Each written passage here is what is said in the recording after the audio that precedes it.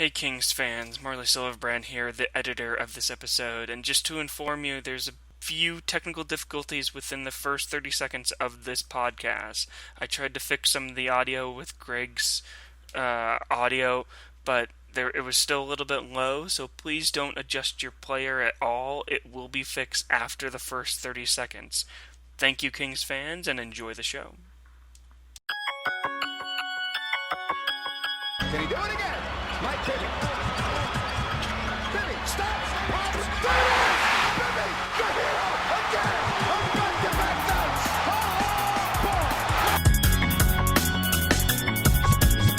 Back low, stolen by Bibby. Ahead to Martin, to the rim. And the Sacramento Kings have won!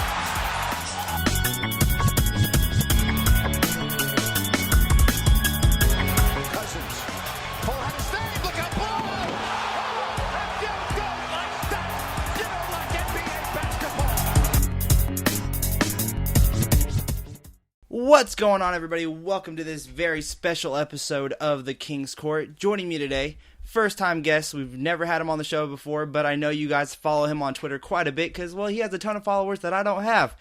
You guys have seen his work on Sacktown Royalty and have probably heard him on his own podcast, the Sacktown Royalty Podcast. Greg Wissinger. Greg, how you doing today? I'm good. Thanks for having me on.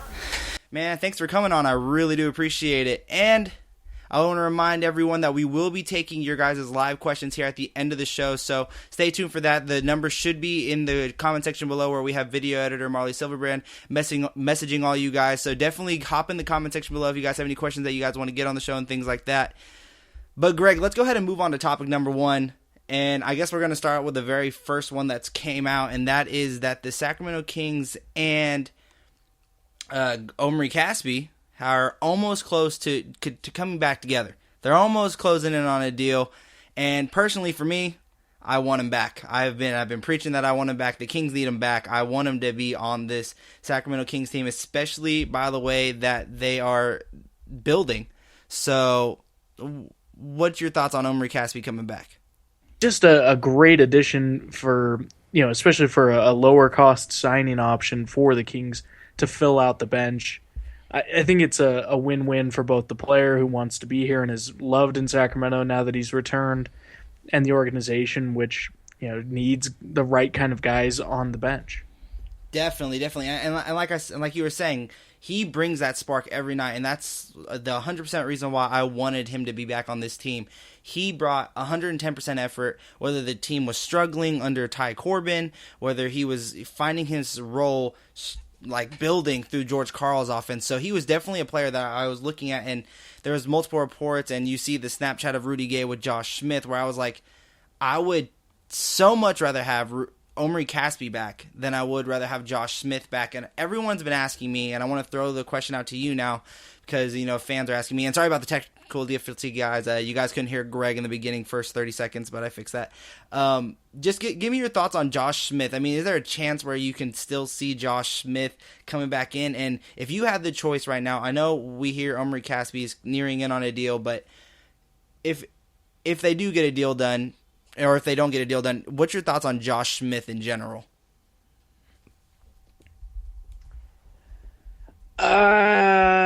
I'm embracing the chaos at this point, so I figure bring in as many guys who are considered untouchable as possible, and let's just roll the dice and see what happens. Let's enjoy it. Let's have some fun with it.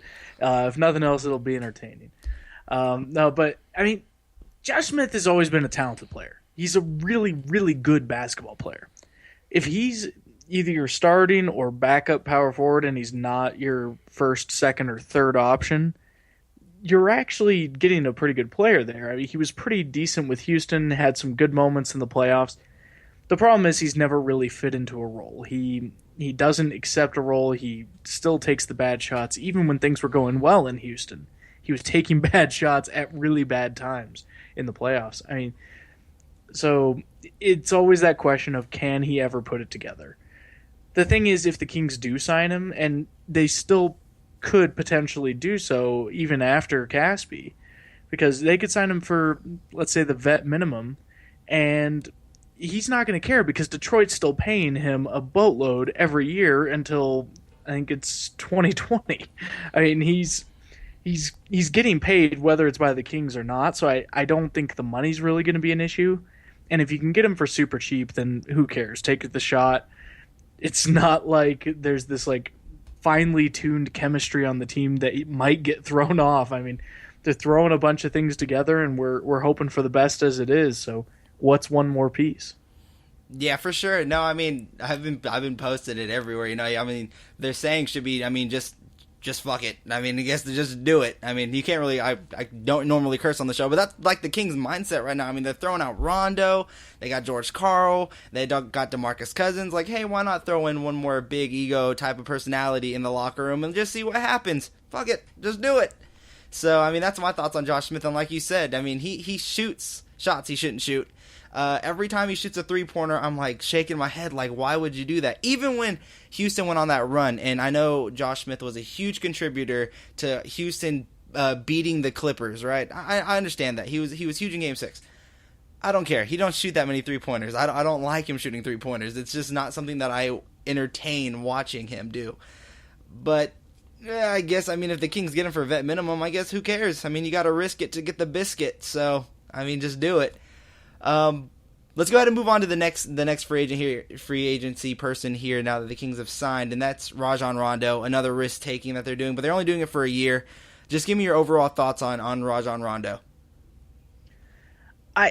My only quibble with the Rondo signing is that they gave him $10 million. Like, I'm not convinced yet, or I haven't seen anything yet that indicates that the Kings were really bidding against some other team for Rondo's services.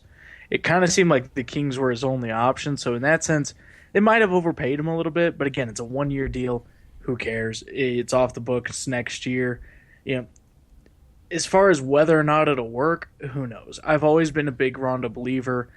People either love Rondo or hate Rondo. There seems to be no middle ground for him. He's one of those divisive players. And yeah, he was really bad in Dallas. Really bad, especially in the playoffs. I mean, they basically faked an injury and shut him down, and no one gave him a playoff share. No one in the locker room wanted him to get paid for the playoffs.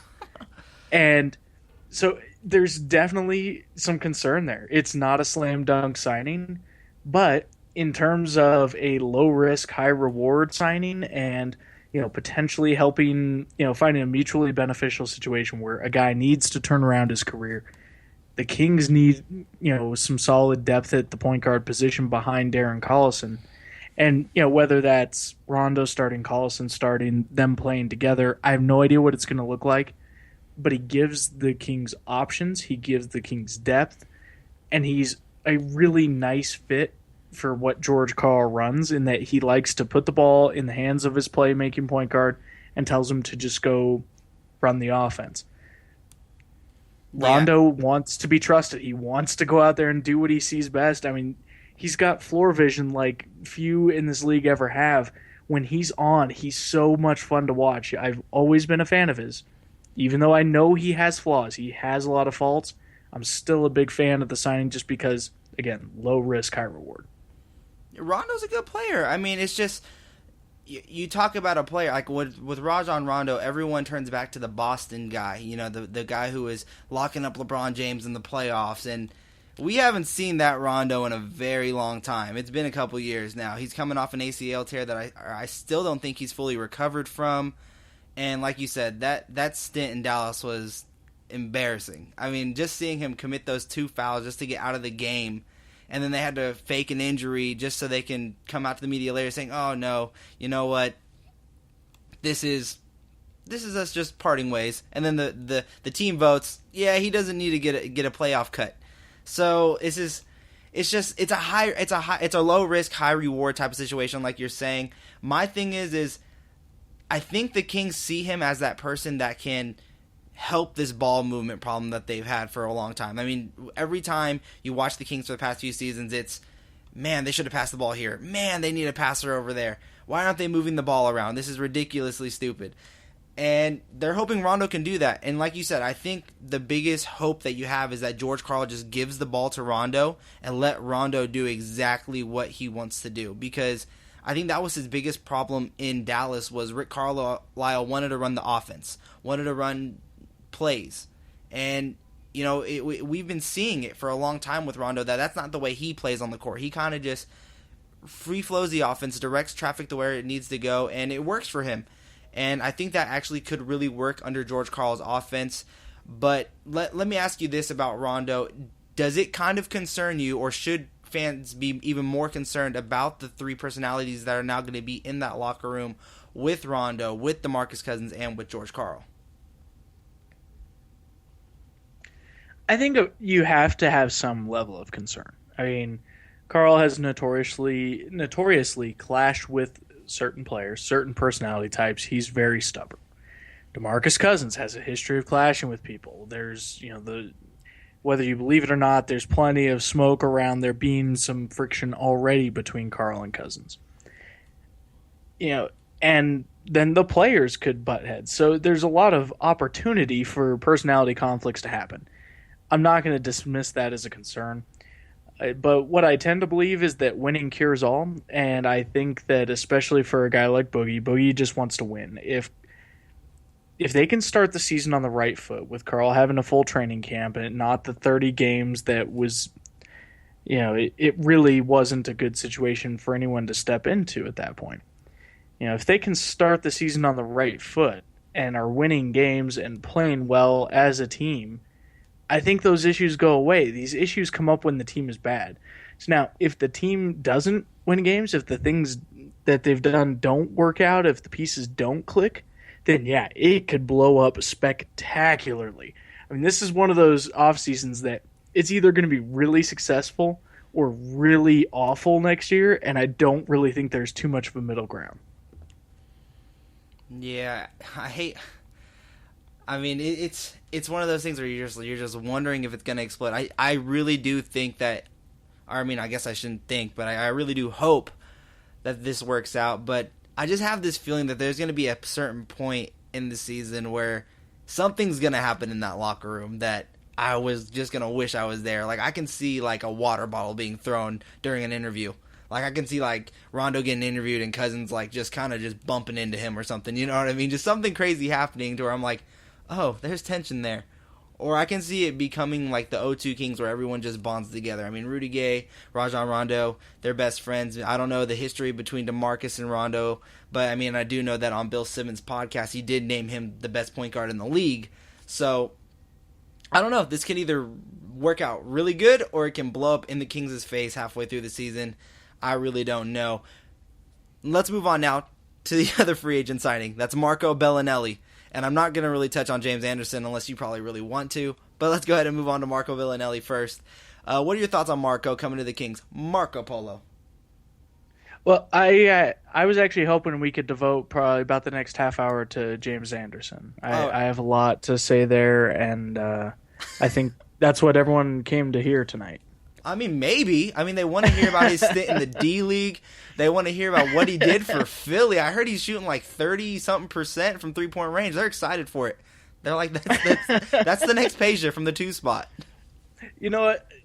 Jokes aside, I hope James Anderson turns out to be a sneaky good signing. I think he's kind of like a good end-of-the-bench guy, but I don't know. I feel bad bashing on the guy when I don't really know anything about him. But Marco Belinelli. So I was really surprised because Belinelli talked about, or there were at least rumors out there that he wanted to return to the Spurs.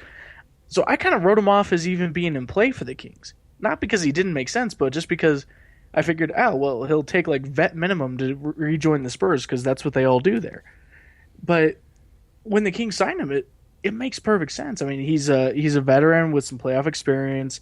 I'm not going to go so far as to say that Marco Belinelli is a veteran leader. I think veteran experience and veteran leadership are two different things.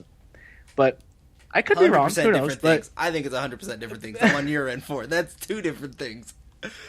But at the same time, I mean, he's been in the big games. He's done things. I mean, he's a very good shooter. I mean, career, he's like a 39% three-point shooter. The Kings have desperately needed a consistent shooter from beyond the arc for a couple of years now. I figure you take Stauskas, who was supposed to give us shooting, and you replace him with Belinelli, who actually can give you shooting. That's a good upgrade.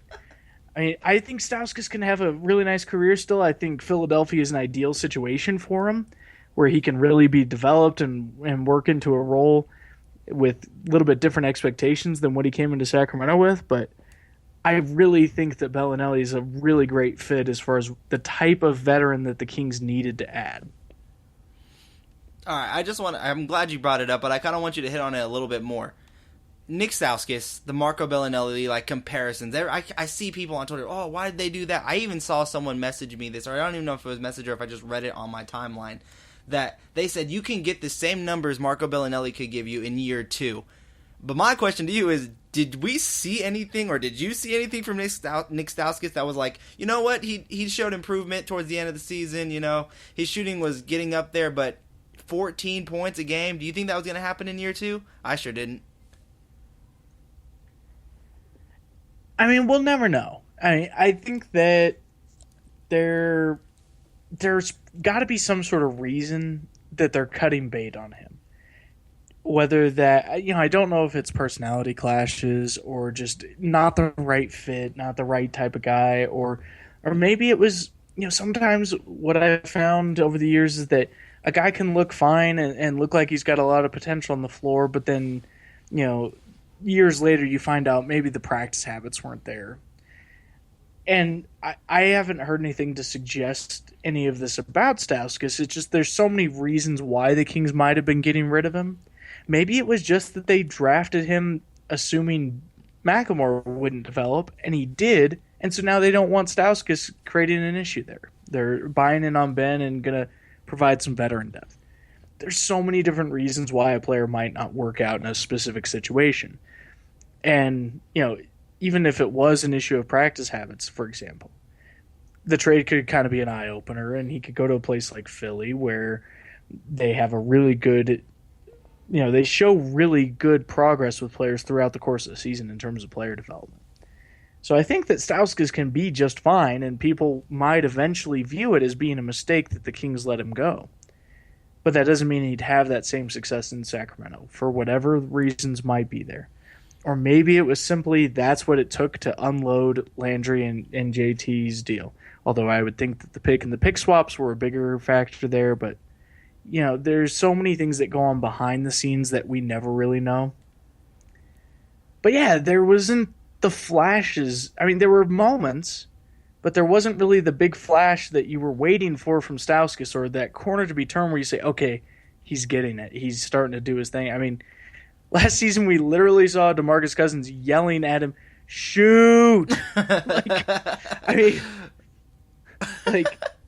He was gun-shy to a fault at points last season. I mean, that's not what you want from the guy who's supposed to be kind of a cocky shooter type. He was a timid shooter type. I think he tried to show off his playmaking ability, which he didn't really have that much. But I will say, against the Lakers, the alley-oop pass he did to, I think, Derek Williams was pretty nice. And he once he got that nickname Sauce, he started picking it up a little bit. I just hate the nickname, to be perfectly honest with you. I hate Sauce Casilla nickname. I think it's ridiculous. I think it's dumb. All right, well, I'm going to have to cut my appearance short on this because that is an unforgivable statement, sir, and we're going to have to part ways. All right, Greg. Hey, you brought up the Philly trade. I hope you're really not leaving. Please don't hang up. Oh, dang, there Greg goes. No, I'm just kidding. No, you brought up the Philly trade. I want to get your thoughts on it just because it did happen this past week, and I'm going to be naming this episode reviewing the first week of free agency. So the trade did happen. What were your initial thoughts on it? Did you think the Kings gave up too much? Was the media just hitting on them pretty hard? Or was it a trade that you were like, you know what, this actually works. I understand what they're trying to do here. Because on my side, on my end, in my personal opinion, it was actually a good trade. You relieve yourself of Carl Landry. You relieve yourself of Jason Thompson, who I personally think is actually a really good player. But most Sacramento Kings fans didn't really seem to like him. I sure did. I feel like he's going to get a brand new opportunity in Philly. But, I mean, what's your initial thoughts? I mean, I know it's about the picks, so let me hear your thoughts on it. So I liked the trade a whole lot better before we found out about the picks that were included, and then once the picks were made public, I was really hoping that maybe the international player we were getting was Saric, but when the dust all settled, I was okay with the trade. I wasn't thrilled with the trade. I still wouldn't say I'm thrilled with it, but at the same time, I don't think it's as bad as the media has made it out to be. So it's kind of that fuzzy middle ground where the truth often lies. It's not at one extreme or the other. So did the Kings maybe make a mistake including those pick swaps or the first round pick? Yeah, absolutely. Time will tell. We have no idea. But there could come a point where the Kings are in a pick swap year and they're bad, just bad enough to be in the lottery, and they win the lottery. And if it's an unprotected pick swap, they lose the first round pick, just like we saw the Clippers do when they lost the first overall pick to the Cleveland Cavaliers for Kyrie Irving. Pick swaps can be dangerous. There's definitely risk there. That being said, I like the subsequent moves. I think that the things that trade allowed them to then pursue have been good. Rondo is probably coming on either way because they had about $10 million in cap space to use. So they've added Belinelli. So they got shooting. They added Kosta Koufos, who I think is an excellent big man, either alongside DeMarcus Cousins or as depth. They're bringing back Casspi and potentially doing another signing with whatever cap works they can pull off. I'm just going to say this based on no inside information whatsoever. I just get the feeling that we've got another trade coming. Something smaller. Too. Me too. Not big, but I think there's something there. I think McCallum. I'm throwing the name. I think it's McCallum. I don't know that we can get much for McCallum. I threw out McCallum on Twitter earlier this week, and someone did point out to me that this year's unguaranteed on his contract. So it's an unguaranteed $900,000, which someone might like for cap purposes, but at the same time, if someone just wants McCallum, they know that if the Kings are shopping him that hard, the Kings might just cut him outright, and someone else can pick him up on the cheap, not have to give up an asset. It would not surprise me at all if McCallum is not on the roster come opening day. Whether that's the right or wrong move, I don't know, but it's what seems likely to me. Who else might be going? I couldn't even begin to tell you. Maybe Eric Moreland. That's the only other person I could see maybe potentially having some trade value that they'd be looking to get rid of. Unless they pull a shocker and get rid of Collison, which could potentially be in play. Who knows? I really like the 1-2 punch of Rondo and Collison, though. I think that'd be nice. And then seeing them together on the floor, I think if Rondo can work here in Sacramento and he can come back into his old form, and you see the Boston Rondo where his defense is there and he's breaking his arm in one game or dislocating his elbow, whatever he did against Miami, then comes back and still plays defense and does layups with his right hand. I mean, that's the Rondo we want in Sacramento. If we see that with Darren Collison, I think we got a nasty 1-2 punch off the bench. So I completely agree, and I'm hopeful. The question again goes back to that personality thing. Is Collison happy with that dual point guard setup? There's so many things that could be going on, and there's been I think I've only really seen it one major outlet saying anything along the lines of Collison maybe wanting to get out, but at the same time, if that's true, he could be a valuable trade chip. He's on a good contract. He's a good player. Kind of rebuilt his reputation in Sacramento before the injury. I wouldn't be surprised if he moved before the deadline just because the Kings are being so aggressive. If it gives you an opportunity to really upgrade the team in some other way, it's all about those end results, not necessarily about the asset you're giving up, but what it allows you to do in return. On the chat board, Joe Morgan says, how there's another trade coming? Because Vlade hasn't dropped the mic and walked off the stage to, damn, it feels good to be a gangsta. All right, guys, I want to remind everyone that the Kings Court is sponsored by BrickHouseIndustries.com. Go to BrickHouseIndustries.com. Use the promo code KingsCourt to get a discount on us. The Kings Court is also sponsored by The Quality Shop. For quality clothes at a quality price, be sure to go to The Quality Shop located in downtown Roseville. All right, Greg. So, overall review. We went over... Oh, no, hold on. I forgot a player. Kosta Koufos. Thoughts on Kosta Koufos before we get the overall over here. So, thoughts on Kosta Koufos, Greg? Well, first off, my editor-in-chief is going to kill me if I don't correct the pronunciation there. It's Kosta Koufos. Koufos. Yep, there we go. I'm probably not going to pronounce that right until you Correct me again. So Koufos is a fantastic signing. It's my favorite signing of the offseason. He's the guy that I really... I mean, there were murmurs, even back to last trade deadline, that the Kings might be interested in him, and I'm really glad they found a way to make it work. Once some of the big men were off the table, there were a lot of teams that were rumored to maybe be chasing him. He played for George Karl in Denver. Karl loves Koufos. Thinks the world of him. He's like a perfect Karl big man role player type. He doesn't need to be the star. He doesn't need to be the main piece, and he's just going to be efficient, get his work in. Solid defender. Karl's a huge fan of him. He knows Karl's system. That can help out with the team as a whole. He was also amazing in Memphis as their backup. I mean, as in Denver as a starter, he probably was a little bit below average as a starting NBA center. But as a backup big, he's at the top of the league in terms of a backup role. He's one of those solid guys, doesn't take a lot off the table for you. He's never going to be your primary scoring option, but he can score.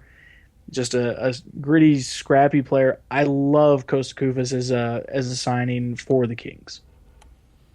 What do you say to those people that think that for some reason that the signing of Kosta Koufos, did I pronounce that right that time? No? Kosta Koufos. Kosta Koufos. All right. Like there you go. I'm probably going to pronounce it wrong in 10 seconds. That signing of Kosta Koufos now means that DeMarcus Cousins could be now towards the exit doors.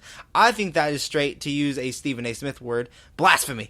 I think it's crazy. I think that's dumb. I think that is completely opposite. I think now that Kosta is now there, that it actually would show that they're building, they're making the right pieces. So when you do come off the bench, the team isn't struggling as much as like they did last season and the year before that and the year before that. So what are your thoughts, or what do you say to the people that say crazy things like that?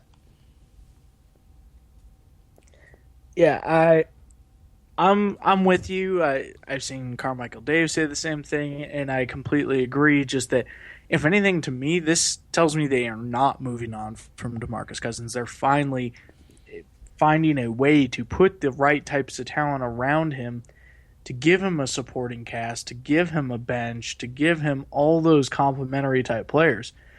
I mean, a big man rotation of Cousins, Koufos, and Willie Cauley-Stein, I mean, that's a really nice big man rotation right there. And occasionally sliding Rudy Gay to small ball four. I mean, those four as your front line, it's fantastic. I mean, that's a solid core. That's something that can win you games right there. I mean, there's going to be some opponents who have no way at all to answer for that. I completely agree with you. I think that he's such a versatile big man. I mean, he does have a mid-range jump shot. He can score in the low post with that nice little hook. He's actually, I think, an underrated passer. And defensively, he can block shots. And if you look at his per 36 numbers just this past season with the Grizzlies, I believe it was like a per 36. He's averaging 11.4 rebounds and 11.2 points. And that's per 36. And just in 16 minutes a game, he's averaging 5 and 5. So, I mean, he puts up numbers. And if you're a Kings fan, you have to love this signing, and you just have to love it at the price that you got him for, because I think the Clippers would have paid more. I think the Lakers probably would have paid more now that they're getting Roy Hibbert, and I don't even want to talk about Laker Nation because I had some crazy people on Twitter messaging me that Cousins is now going there because of this signing. Anyways, but I think you get a versatile big man, and as a Kings fan, you have to love this signing. So I want to move into the overalls now. Your overall for the Kings. Looking at this roster, how it's laying out right now, and we both don't think it's over, but right now, after week 1, you're looking at this roster. What are your thoughts on it? So when I think about the offseason so far and why I'm optimistic about the season to come now, is because if we look back at last season, the issue with the Sacramento Kings was not the starting five. It's been touted a lot this past week, but I'll say it again. The starting five of Collison, McLemore, Rudy Gay, Jason Thompson, and DeMarcus Cousins was one of the best starting 5 units, or best 5-man units in the NBA. The problem, which that both the numbers and the eye test backed up, was that as soon as the Kings had to go to their bench, everything fell apart. Someone's lighting fireworks. There we go. We're celebrating. They're that excited about the point I just made. And so when we look at the fact that the starting five was good, now Jason Thompson is gone now. But I would argue the Kings either have replaced or, improved upon the type of player that he was capable of being for the Kings. As much as I love Jason Thompson, he had his limitations. And I think Koufos, if he starts alongside Cousins, is an upgrade. Yeah, I so agree with you. Then you look at the rest of it, and you look at Rondo, Belinelli, Willie Cauley-Stein, whatever other pieces they add in there, Casspi and any other pieces that may come, the Kings have a bench now. The Kings have an 8 or a 9-man rotation that makes a lot of sense, gives you a lot of different looks, a lot of different possibilities, and the Kings can play 8 deep, 9 deep if needed. That's a luxury they have not had for a couple of years now. I mean, it's a huge difference just to add a bench. I mean, there's teams that needed to do that last year. Last year, Portland had a great starting five, had no bench whatsoever. They went out, signed a bunch of just solid bench players, and it made a huge difference in their season this past year. So that's what I see the Kings doing, is they have a solid starting five. They're making a minor tweak there with Jason Thompson being gone, but they're adding a bench in the process. That's huge to me. That's my big takeaway is we've added a bench, which was the Kings' biggest need. And side note, they added some shooting with a guy like Belinelli, and the Kings desperately needed shooting. Don't forget about James Anderson. And James Anderson, yes. Above 30% from 3. There you go. You can't be mad at that. So let's just say it right now. We're throwing it out there. Everyone is already doing it. Hashtag in Vlade we trust. Because Vlade, I hate that everyone was saying in the beginning because he doesn't have no front office experience. He won't really know what to do during the offseason. He won't get people to sign. He didn't know how to make trades during the draft. He's proven that all wrong. He's signing people. But what were your thoughts going into like the Wesley Matthews stuff and the Monte Ellis stuff? Do you think it was a blessing in disguise now that they didn't sign with us? I think it would have been good if Monte Ellis had signed here. I know that's not a real popular opinion, but I completely disagree. Monte Ellis was really, really good in Dallas. Like, he really changed his game from the guy that he was in Golden State. He really fit a nice role there. I think that he would have been a beautiful fit in George Karl's system. And I live in Colorado, so I watched a lot of those George Karl Nuggets just because they were the local team and they were really entertaining. Monte Ellis would have been a great fit there. Now, is it the end of the world that they didn't come here? No, of course not. And especially Wes Matthews, as much as I love his game, the first season back from an ACL injury is going to be pretty rough, and there's very few examples of guys who did well coming off of a major... Or no, I'm sorry, it wasn't ACL, it was Achilles. Achilles rupture. Yeah, so Achilles injuries are more devastating than an ACL. I mean, it's dicey. I mean, I think he's a worker. There was already video of him moving around. Like, I think he'll have a good recovery, and I hope so, because I really like him as a player. But I'm okay with him not being where all the Kings' cap space went. I think that adding multiple depth pieces was the smarter play, actually. I mean, it wouldn't surprise me at all if the Kings were really chasing bigger names that they kind of knew they didn't have a shot at, just to show themselves as legitimate players in free agency, which sounds crazy given the way that it was covered in the media, but it's a legitimate thing that we've seen in the past where teams chase specific players that are considered out of their league, and it does this psychological thing to the league of, okay, well, they're chasing these types of players. This is the type of organization they believe they are going to be, and over time, that can kind of build up. Now, whether or not that's actually going to work with the way the media handled it, who knows, but that's a whole nother story. Yeah. I really want to mess with Wes Matthews. I'm not even gonna lie. I changed my name on Twitter to #BringInWes. Like, I wanted Wes Matthews. I think the contract was completely understandable. I mean, he can play the 2, he can play the 3, he plays lockdown defense. I wanted Wes Matthews more than probably anyone else did, and I understood the Achilles rupture. I understood it all. I understand how it's a very risky injury to come back from, but he was an athletic player anyways. He shoots the ball and he plays defense, so that's where I was like, I think it works. I think it works. But that's just me. All right, guys. So this is the part of the show where we actually start taking fan questions, whether it be from the phone. You guys can hit me up on Twitter at VMCenter and things like that, and we basically take your questions. And Greg, if we don't get any phone calls, like I said, I did take questions from Twitter and things like that. If you want to get on the show via phone call, the number to the show is 916-273-9777. Go ahead and call on in, and you can ask Greg and I a question on the show that will definitely be answered. As I'm pulling up question number 1 here.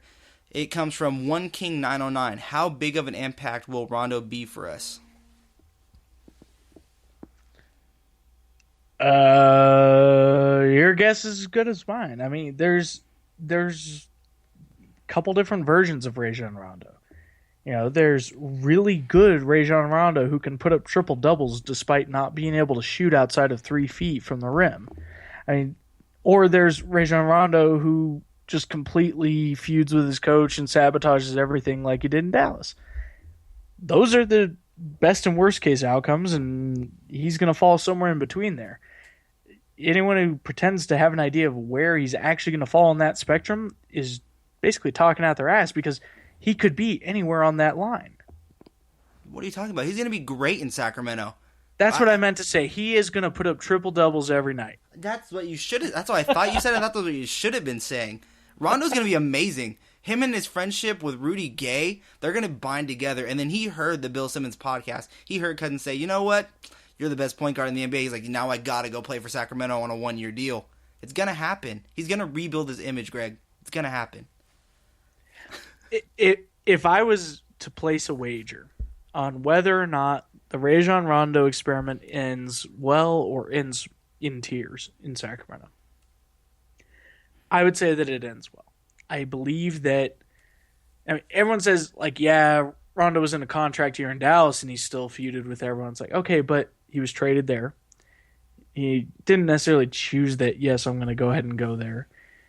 He knew he was playing out his contract, so it's not like he was really going to care about what was going on there unless he wanted to be there long term. So there were a lot of factors that went into his experience in Dallas that I don't necessarily believe will repeat. Now, that could end up looking foolish because with him, you never know. He's a very enigmatic guy. I do think that his friendship with Rudy Gay is important, though. I think the fact that Rudy Gay is one of those guys who's friends with everyone and he just plays recruiter now for the Kings, like, hey, come play here. We'll have a great time. We'll play well together. Like, just having that friendship in the locker room and Rudy Gay being a guy who is kind of key to the locker room environment there in Sacramento, I think that does make a difference. And I think he'll have a good year. I think he'll get a much bigger contract next year, whether that's in Sacramento or elsewhere, I don't know. But if he plays well and has a good experience in Sacramento, we've seen it before. Guys fall in love with the city when they never would have thought about us as a destination otherwise. And it wouldn't surprise me if he has a good year that he ends up back with the Kings long term on a bigger deal. Yeah, for sure. I think this is going to be the year where you'll see the Kings, or at least a Kings player, putting up the most triple-doubles in one season, for at least a King. You know what I mean? I think Rondo's going to get quite a few triple-doubles because he rebounds the ball very well. I think, he passes the ball excellent, and I think he's going to get at least 11 points. I'm going to go 11, 11, and 11. He's going to get that at least 4 times. At least 4 times in the season. I don't know if that's the most for a King. I don't know what it is. But he's going to go 4 times triple-doubles in the season. Guarantee it. Guarantee it. Put Buffalo Wild Wings on it. All right. Next question comes from Trevor McCoolin. With our current team, what is your win-loss prediction? Ooh, that's rough. Oh, man. That's a rough question. You haven't even seen a game yet. I suck at win-loss predictions anyway, but let me give a range. How's that? Because I I work better in ranges. Like, here's kind of the best case, here's the worst case. So, worst case scenario, I think the roster as currently constructed, again, with the caveat that I expect additional moves. The roster is currently constructed, I would put our floor at around 28 wins. So similar to what we've seen the last few years, I don't see them getting much worse than that. And that's really everything falls apart. Nothing goes right. I still think there's enough talent to win 20 games or so. Best case scenario, the Kings are somewhere around 500, which still is not getting you a playoff spot in the West. So it's important we be realistic about that. But I think if you flirt with 500, I think you call the year a success because that shows some legitimacy. It's a huge step in the right direction, and maybe you move forward. I think I am more of a pessimistic type of person, or I think I'm going to say the Kings definitely improved. I'm going to give it a 38 win season, and that sucks because I really wish it was more, but I'm only going to give it 38 wins, maybe 40. That I think best case scenario they're going to be at least 45 wins. I'm not even going to say 50. I'm going to say 45 wins. But worst case scenario, I'm going to give them at least 38 wins. That's my prediction. And I don't think the Kings make the playoffs.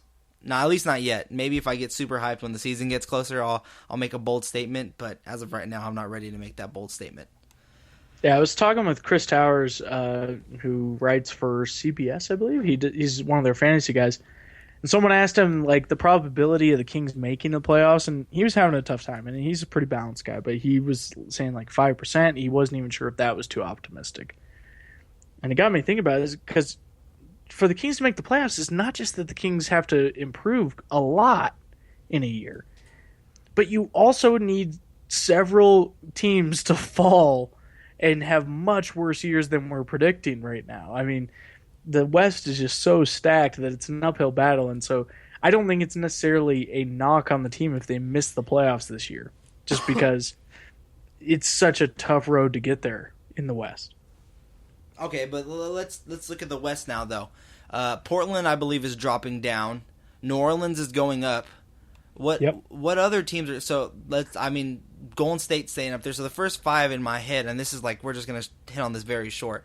You're gonna get Mavs, I think, are up there. I think they're gonna get Jeremy Lin. You got Golden State, New Orleans, and then who else? I'm blanking here. Help me out here, Greg. I think OKC's back in the playoffs. Okay. The Spurs, for sure. The Rockets. Rockets? Who have they lost? How have they gotten worse? Okay, this is the only reason, this is my thing about the Rockets. I love James Harden. I think he's really, really good. I think he's a bit underrated, but at the same time, I really hate his game. Like, I don't like it. I think he gets too many foul calls. But I think they're dropping. I think they got exposed during the playoffs. I think they really did. They're not a team that's built for playoff success, but they're a team that's excellent for regular season success.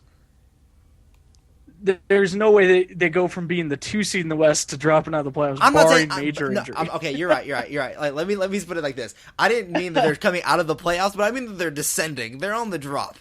I think they're on the drop, and I'm still not a huge fan of Dwight Howard. I used to be Orlando Howard. I lost it in LA Howard. I couldn't like it, and I don't like him in Houston.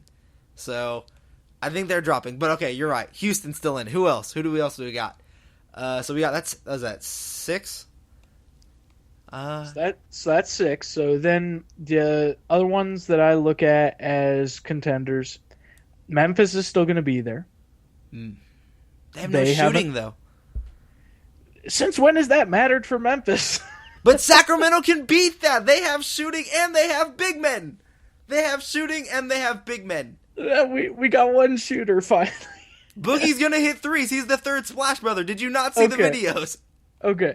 So then basically it's whether or not, like, if we assume those 7 are in, okay. I think we're at 7. We're assuming that the Kings can beat out the Clippers, who despite losing DeAndre, which I think is big. We left them out. Okay. They still have Chris Paul and Blake Griffin, who are 2 very good players. They added Paul Pierce, who's a very good veteran. They added Lance Stevenson, who I think is going to actually be really good there. They're still a tough team to beat. I think that they'll have another good year. I'm not really sure what's going on with Phoenix, but you can't count them out. The Kings would have to leapfrog them. The Kings would have to leapfrog I don't want. Yeah, leapfrog Utah and Denver, who I both forgot finished about ahead. Utah's looking nice too. Yeah, Utah's looking nice too. Oh, And here's the thing: Portland's on the decline, but they had a great offseason. They proactively rebuilt their team on the fly. Lillard's going to have a much bigger role, but I mean, they got Plumlee, they got who else did they get? I'm blanking. They got Vonleh, they got all these different young guys now. So they're a young, fun team again, and they're going to adjust on the fly and not be as good as they were, but they're not going to be a pushover. So the West is insanely stacked. Like, the worst thing that ever happened to the Kings is that Sacramento is geographically in the West. If Sacramento was in some sort of time warp scenario where it was somehow on Eastern Standard Time and counted for an Eastern Division, they would have been a playoff team a couple years ago, but they would definitely be in line to be a top 3 or 4 team in the East. all right, guys, we're moving down to the last few minutes of the show. Again, if you want to get a question on the show via call-in, you can call in the show 916-273-9777 as we now move on to our next question. All right, Greg, I don't know the name. I'm not even going to try it because I will butcher it. What do you think Willie Cauley-Stein's numbers will be in year 1? He's wearing number 00. Lock it down. Okay, what do you think his numbers averages will be? Having seen a fair amount of George Karl, I think He said you should lock it down. I think you should temper expectations for Cauley-Stein's rookie year, primarily just because Carl's not big on rookies. They really need to earn his trust before he'll put him in games. Really good players like Evan Fournier and Kenneth Faried, like guys who were really nice when they got in games, saw very limited minutes in their rookie years. I mean, it's going to take Willie Cauley-Stein doing a lot to really impress George Karl in practice before Karl will trust him in a game.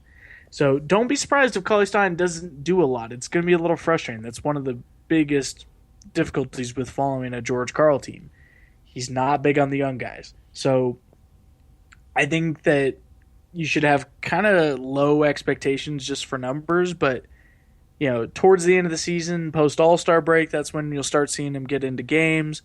A few points a game, somewhere around 6 or 7 maybe, depending on the minutes, of course. But I think he'll do okay on, maybe averaging half a block a game, getting a couple of rebounds a game. But his presence is just more one of those that's harder to measure with the box score. He's going to be that plus defender that the Kings really drafted him to be. Everything else that he does is gravy. Okay, this is going to be like a 2-part question. It's going to be very short and very simple. Does Willie Cauley-Stein start come opening night, and who would get more minutes? Kosta Koufos. I pronounced it. We're going to get there. I didn't say it right, did I? Just say yes or no. No, the last time you got it. Okay. Kosta Koufos. Kosta Koufos. It's in my head, bro. It's messing with me. Or Willie Cauley-Stein. Who gets more minutes between the two and who starts? All right, so first here's the trick. Go to Basketball Reference and pull up his page. They have pronunciation guides for every player. We need to come up with a nickname on the show for him because his nickname is K2. K2. We need to change that because I don't like it either. It's what it is. I didn't make it up. I'm just telling you what it is. Oh, I thought you made that up, and you're like, that's his nickname. I was like, oh, we got to change that because I don't like it. All right, so... I derailed your question, but... Yes. Willie Cauley-Stein will not be opening night starter, and for the season, Koufos is going to average a much higher total for minutes. Much higher total. So from what I'm kind of reading from this conversation, you're kind of picturing Willie Cauley-Stein averaging right around maybe 18 minutes a game, and you have maybe Koufos right around the 30-minute mark? Lower than that, actually. I mean, even when Koufos was starting for George Karl in Denver, he was averaging about 22 a night. So I think that Koufos will be the starter in some way, shape, or form. It wouldn't surprise me. And I think he'll average somewhere around 20 to 25 a game in terms of minutes. I think Willie Cauley-Stein is going to end the year with an average of around 5 or 10 minutes a game. I think it's going to be much lower to start the year, and it should rise as the season goes on. But I think you're going to see a lot of rotations with, Boogie is going to play heavy minutes probably. Koufos will play some. Cauley-Stein will get a couple here and there. But then they'll also have a fair number of minutes where they're going smaller and have Rudy Gay at 4. I think that's going to take up a lot of the minutes at 4. All right, so I got a link here in the chat board from, again, Joe Morgan. He's throwing up some funny stuff in this chat board. I wish you could see it. He said he left me a link to nicknames from a couple of these fans, and you say it's K2. People are saying 2K or Kouf Kouf or Kosta Kong. So there's nicknames getting thrown out there. I'm really excited to see what Jerry Reynolds throws out there for a nickname. Or even when they go Marco, maybe he'll say Polo or something. I'm ready to see that interaction between Grant and Jerry. Well, I mean, we're definitely going to come up with some good nicknames for him. Where Kings fans are some of the best at coming up with good nicknames. It's funny. A lot of Jerry Reynolds nicknames are fan suggestions that have been thrown out there. So I'm sure we'll come up with some good stuff for him and for everyone else that's come along. All right, this is our final question of the day. This is from 2 different people. It's basically the same exact question. This is from @WavyRJ and Killer Fan. So these 2 are basically asking the same question. What do you think of Josh Smith, especially now that they've signed Omri Casspi? Are we sure that those 2 are actually 2 separate people, or are people creating Twitter accounts specifically to try to get their question on the air? Well, let me tell you this right now. One of them is from the Kings app, because I talk to people on there, and then the other one is from Twitter. So, I don't know. Maybe it's the same person, and I really don't know, but that's the question. All right. I'm just saying, stay woke. We kind of touched on this earlier in the show. I think that Smith could still be in play. Casspi definitely has the versatility in a small ball lineup to shift down to the 4, which is another reason that Cauley-Stein may not get a lot of minutes. But I think he's ideal more as a backup 3. Either or really works, but I don't think that adding Josh Smith throws off anything in terms of Casspi. I think it would just kind of go more towards the impact on rookie year of Willie Cauley-Stein. All right, because we did hit on it earlier, but I kind of want to just talk about the roster now, because let's forget about the Josh Smith stuff, because it kind of just brought me into this question here of, I read it on Sacktown Royalty, actually. I think Tony Zipteris, who I've actually had on the show, and I actually pronounce his last name right now, he wrote about how Rudy Gay was on a SiriusXM radio show, and I actually heard the show before he even wrote it, that George Karl and him are talking about him playing more at the 4. Mm-hmm. And with this lineup that they have out here, Willie Cauley-Stein, Kosta, whatever, it doesn't seem like that's where he's going. That doesn't seem like that's the direction that they're leaning in. Am I wrong?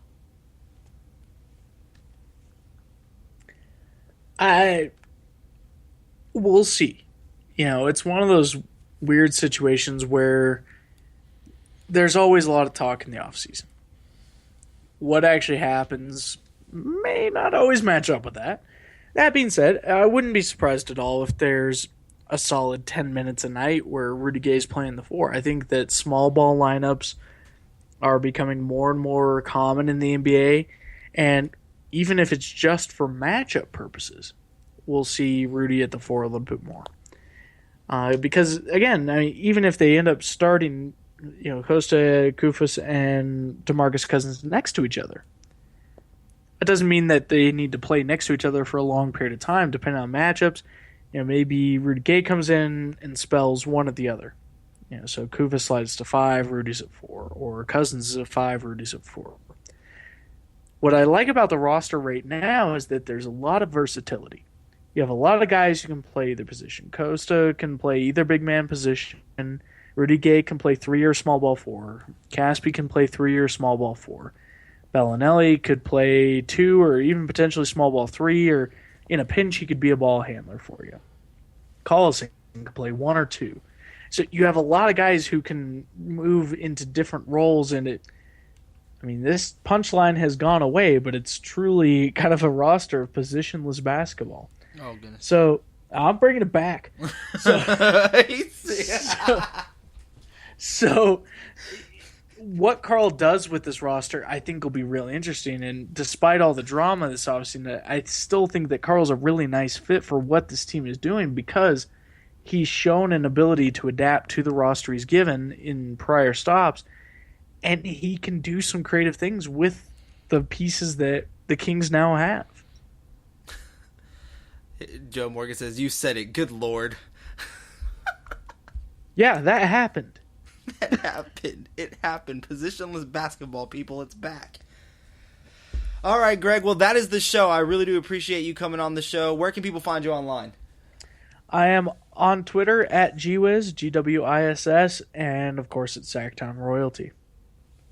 All right, guys, and you can, of course, follow me on Twitter at VMCenter. You can see all my stuff now on ArroyoPain.com, of course, SackKingsNation.com. We are also still selling out those T-shirts. The T-shirts should be in later or early next week. They're going out for $18, so go on SackKingsNation.com and order your T-shirts there. I want to remind everyone that the Kings Court is sponsored by BrickHouseIndustries.com. Go to BrickHouseIndustries.com. Use the promo code Kings Court, get a discount on us, and, of course, the Quality Shop for quality clothes at a quality price. Be sure to go to the Quality Shop located in downtown Roseville. All right, Greg, well, hope you had a great 4th of July weekend. Happy belated 4th of July weekend to you. Also, happy belated happy birthday to you. Oh, my birthday was like 2 months ago, man. See? I told you guys. It's happy belated. I haven't talked to this guy ever on the show. I had to tell him happy birthday. It had to happen.